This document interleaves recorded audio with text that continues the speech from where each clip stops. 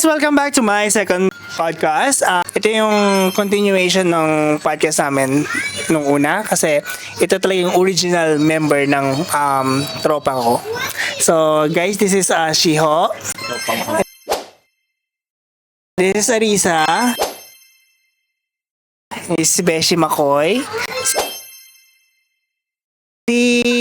Si Ryan, extra lang yan nung nag-umpisa pa lang kami. So guys, my question is, paano tayo nagsimula nagkakilala? Can you kwento-kwento? So, hindi mo natatandaan, ba't mo kami tinatanong? Kwento mo, tapos pa-follow up namin yung kuna. Nang babasag ng trip. Umpisahan mo na bakla. Paano nagsimula? Hindi ko natatandaan. Hindi kasi parang curious kami kung ano yung Nichome before, di ba? By the way, nagkakilala kami sa Nichome. Ito yung gay district dito sa Japan. Long story short, silang dalawa yung matagal na mag-friendship, tapos kaming dalawa naman, matagal na rin mag-friendship. So yun nga, after nun, parang after week by week, lumalabas kami, hindi lang sa Nichome, pero lumalabas din kami sa festival. Tapos, sinama ko si Arisa doon. Doon na siya lumabas nung hindi pa ganito itsura niya. Ito, parang bebang pa siya. Hindi rin naman gano'n ang itsura mo dati. Kasi, uy! Yung friendship Anong first impression nyo sa amin? Sobrang tagal na. By the way, 19 kami noon, tapos 30 years old na ako ngayon. 30. Yes. 11 years. 11 years na yun? Oh no. So our friendship started last 2012. Tapos simula nun, parang Nichome na lang tayo palagi, no? Oo.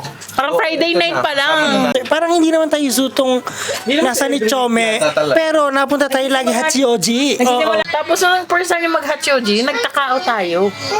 Oo. Kaya na first trip namin is, nag-hiking kami. So, may question ako. So, for almost 12 years natin magkakaibigan, ano yung pinaka-memorable na bonding o pinaka-memorable na experience natin together na hindi nyo makakalimutan? Actually, lahat ng mga trips natin. Madami. Yung Thailand kasi talaga. Oo. Ayun yung Thailand. Yun yung first travel, na out of the country. Oo nga, Sobrang no? memorable nun. Ako din. Maaalala mo pa yung kung ano yung pinagagawa natin, di ba? Sobrang vivid pa rin hanggang ngayon. Kahit yung Parang, nakipag-away ako. parang ano lang siya. Parang last year lang or parang recent lang siya. Oo, ang saya nun. 2018. Parang ano yun, hindi siya totally planado, pero yung experience natin doon is sobrang the best. Oo. Kasi ang dami natin napuntahan Ang dami natin nagawa. Sulit yun. Yung kahit pagod ka na. Nakakamiss yung ganong energy na Ngayon wala na. Magtutur Parang sa umaga, party sa gabi, tour sa umaga, Oo, party. no? Walang tulog. Kasi bata pa tayo noon. Hanggang umaga tayo laban, di ba? Kaya. Ngayon hindi na. So, Basta, ayun, Thailand nga. so yun yung pinaka-the best na experience natin together. Meron pa yung nag-Hong Kong tayo, tapos kayong dalawa ay Ay, nag-Korea. oo. Naghiwalay naman tayo. Tapos merong times na kami, dapat supposed to be magkakasama uli kami. Kaso anong nangyari, na-divide kami sa dalawa. Kaming dalawa ni Shiho, nagpunta kami ng Korea. Si Arisa tsaka si Makoy naman nagpunta ng Hong Kong. So para, nag-date-date muna kami. So parang ganun nangyari. Pero aside from that, ano yung pinaka natatandaan nyo pa? Sa lahat ng pinagkagagawa natin for over Meron many years. pa. Yung, alam mo yung ano bang pangalan nun? Festival tayo din before. Pero ikaw kami ni Arisa tapos sabi mo sa amin, huwag mo ikakwento kay Beshi na nagstay ako sa Oo. Saan? Nasaan ako no? Nandun ka naman. Uy, tama na kasi Wala yung Huwag yung ganyan. Huwag yung ganon. Yung mga memory lang. may mga naaalala ko sa kalokohan. Yung mga nakaka-party namin dyan dati. So, my second question is, sa ilang taon natin magkakaibigan, ano yung sa tingin nyo, sinubok tayo ng pagkakataon, yung pagkakaibigan natin? Baka during COVID season. Parang feeling ko yung friendship kasi natin is parang, hindi na natin kailangang umabot sa pinakalimit ng pasensya natin. Kasi yung personality kasi natin, nag-grow kasi tayo. Kasi si Beshi dati, pag sobrang late tayo, galit na galit agad. Ayaw kasi ayaw niya ng late. Oo. takot na takot tayo sa kanya. Nag-iinit yung ulo ko pag may nalilate. Yun, pag may kahit naman ngayon, di ba? Oo. Pero medyo ano na ako, understanding na ako ngayon na pag may nalilate, ay sige, baka may ginagawa lang. Hayaan mo na. Pero dati talaga, Pero dati talagang alagal na siya. Oo. Pero after naman nun, pag nagkita-kita na tayo, Okay na. sa umpisa lang. Kasi nga, parang yun nga yung sa sobrang nating tagal na magkakilala. Alam mo. Kilala na natin bawat parang single word pa lang. Ay, o alam ko parang na. hininga pa lang alam Naalala na. ko yung sobrang sama ng loob ko sa inyo. Nung Ano buntis yun? ako, Oh. nag-cancel kayong lahat doon sa Kawa. yeah. Kailan yun? Kailan yun? Nung buntis na Bago siya. yung panganak si Shun. Yun, sobrang hindi ko maghapon ako umiiyak. Kasama ba ako? nun? Pinansin yung ibang Hindi ko friends yata matandaan niya. yung episode. Oo nga. Mama, I think may work naman ako kung nagka-cancel. Hindi. Iba, ewan ko. Hindi, ayun, hindi ko makalimutan yun. Pero kung wala. Iyak ako maghapon noon. Ay, hindi ko makalimutan. Ikaw, Arisa, meron ka. Siyempre nakakaya naman. Actually, hindi naman ako nagtatanim na siya ng loob sa inyo. Nonchalant ka lang.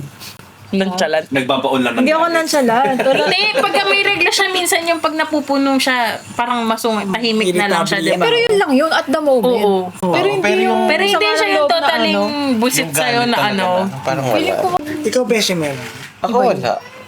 Yun nga, yung mga ano lang, yun nga, yung one time na ano, mga So, malilate ayun, kayo, yung sa mood niya din. Oo, timing lang din. Pero yung matagal tayong hindi nag-ano, wala Yung akong yung maalala. malaking issue na Wala. alam mo. Yung nag-away tayo na hindi Wala. O nagpansin. siguro kasi hindi tayo nagsasama-sama talagang Wala. totally. Hindi, pero feeling ko kasi parang ako, pagkakaintindi ko sa friendship natin is parang ano, kilala na natin yung isa't isa na hindi na natin, parang we have responsibility to each other pero hindi siya responsibility na No we have to stick pressure. together. Yung sinabi ko nga sa last na podcast namin na parang walang drama masyado pero we always choose to stick together. Yun kasi yung magiging balance nung friends. Matampuhin. Kasi kung walang matampuhin, tas lahat ano lang, walang magpapaano, parang walang negative, walang positive. So parang sa isang relationship, parang kailangan ng positive and negative. May naalala ko, parang nagkatampuan nata tayo kasi parang after mong mga nakataob, after mong mag-asawa, hindi na ako bumibisita na Hatsuyoji. Ay, umiyak ako nun. Oo. Birthday Tapos nung binisita kita nung birthday mo, dun din ako first time umiyak sa atin, sa grupo Ay, natin. oo. Sabi ko, shit, ang pangit kong umiyak. Ay, may video ako nun. yung kasaya-saya namin lahat, tapos sa background may dalawang nagyaya ko pa. Hindi, yung Si Beshi COVID kasi, nun. may mga Vietnamese friend yan dati. May episode na Yung mga pinagpalit niya kami. meow-meow. Mas mahal yung meow-meow. Ito na pala yung sama ng loob ko. Sa lumalabas. Hindi, pero parang ano lang, parang ang sarap balikan lang ng mga nakakaranan na parang hindi natin ina-expect na nagkakilala tayo sa Nichome, sa isang club. Isipin mo. Tapos, alam mo yung friendship na natagpuan natin is parang years pang, na. pang lifetime. Okay, my last question. Parang hindi man last question, parang ay, gusto kong marinig sa inyo na ano yung sa tagal natin magkakaibigan, ano yung gusto nyong i-treasure natin hanggang dulo? Parang message nyo para sa bawat isa. Kung gusto ko ganito lang tayo, yung parang pag may time na magkikita-kita, go. Wait, Hindi, yung ano naiyak pa rin, ako. yung ano. Ba't naiyak ako dun sa tanong na yun? Hindi kasi, di ba, ako, parang may anak na, hindi naman din ako talaga basta-basta.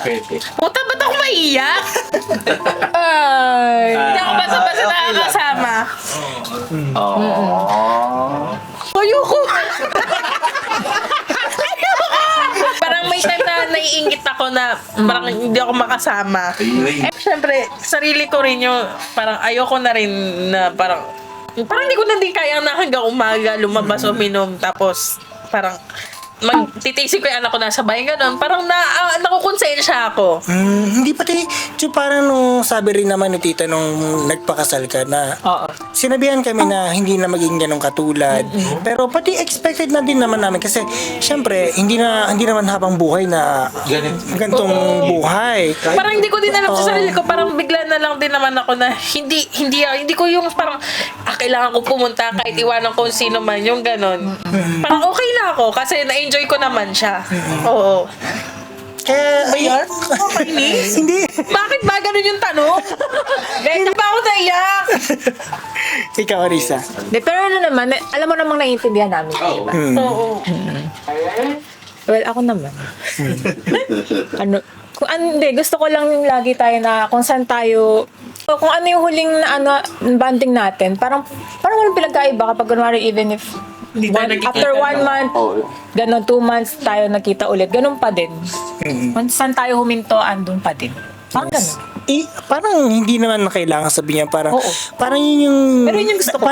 parang yung naging key natin sa friendship na to, kasi parang even hindi tayo magkita kahit ilang buwan lang, mga Like halos isang example, taon. yung trophy wife namin na friend, si Queen, natin nung na, di ba, kunwari, minsan lang yung nagpakita, pero parang, ayun pa rin siya. Oo. Parang last time lang kahapon lang ulit nakita, ganun. Ganun pa din siya. Oo, ganun pa din siya. Ay naman, Yung sinabi ko kanina na parang kahit hindi tayo magkita, parang hindi tayo napuputulan ng connection sa bawat isa kahit hindi tayo mag-usap. Hindi, tsaka maganda din yung part na may tayo, group. So, kahit hindi tayo magkita ng ilang months, nakakapag pa din tayo na. Kahit yung iba, ang haba ng binabakread or hindi na pinapansin. At least may mga updates sila, diba? nagbabasa lang ako. Oo. Tapos ayun, pag walang pressure kung sino yung gustong pumunta, kung sino yung gusto makipagkita, okay lang.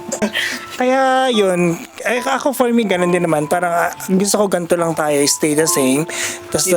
Chill lang. Parang we have responsibility to each other at the same time. Yung love kasi nandun. Pati nandun na yung foundation natin na sobrang strong na natin, na kahit anong kahit may pumasok pa ibang tao sa atin sa grupo natin, hindi tayo matitibag kasi ito na tayo. pero tingin nyo ba, tayo yung Kuwari pag meron talagang sama ng loob, sinasabi upfront or parang inaano na lang, binabrush off. Parang wala.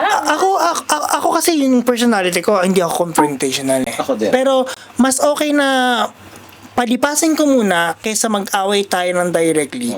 Tapos paumahin ko, tapos sasabihin ko na lang after. Kasi ayoko magpadala sa emosyon na baka may masabi ako sa'yo na masama. Tapos tatatakin sa'yo. Parang ngayon yung pinipili ko kung bakit hindi ako masyadong masalita. Kaya ang ginagawa ko, pa-joke na lang ako lagi ng pa-joke. Kaya akala niya masaya, pero hindi. Charot lang. So guys, sa mga tao na gusto ninyong bigyan ng advice na, kasi syempre, hindi naman tayo magkakasabay lumaki, diba? Pero nakakita tayo ng friendship na totoong pagkakaibigan sa isang lugar na hindi natin in-expect.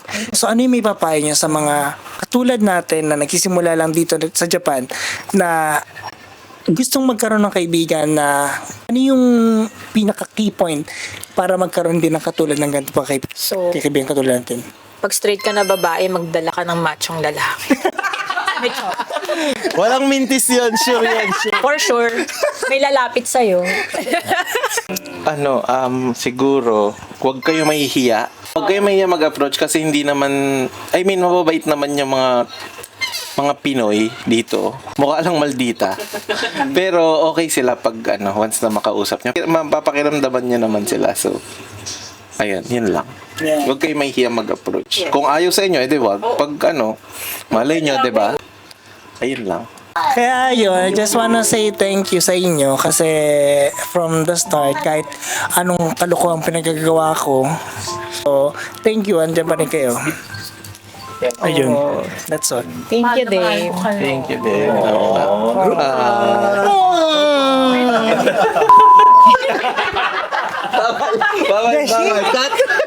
This is Yes. ito na yung ending ng podcast for friendship.